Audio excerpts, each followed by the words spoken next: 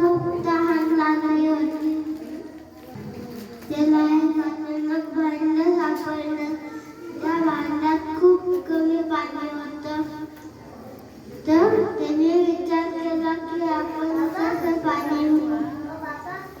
त्यांनी छोटे छोटे आणि मोठे मोठे दगड घेतले. त्या पाण्यात टाकले. पाणी वर आलं. मग पाणी पिलं. मग उंच उडून गेला. आपल्याला